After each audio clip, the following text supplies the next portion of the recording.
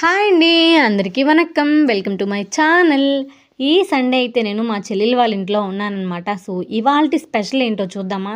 Idli with chicken అనమాట. Chicken అంటే మేము గ్రేవీ లాగా చేసుకోమండి. మాకు బ్రేక్ఫాస్ట్లోకి వచ్చేసి కొంచెం సూపీ టెక్స్చర్గా వాటరీగా ఉంటేనే నచ్చుతుందనమాట. సో ఇడ్లీలోకైనా దోశలోకైనా మేము ఇలాగే ప్రిపేర్ చేస్తామన్నమాట.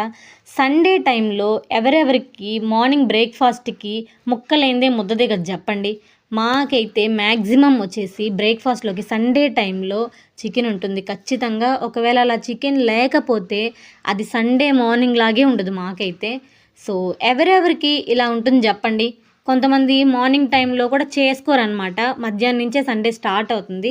మాకైతే బ్రేక్ఫాస్ట్ టైం నుంచే స్టార్ట్ అయిపోతుంది అనమాట. సో నేనైతే ఫస్ట్ మా పిల్లలకి తినిపించేసి తర్వాత నేను రిలాక్స్గా తింటానమాట.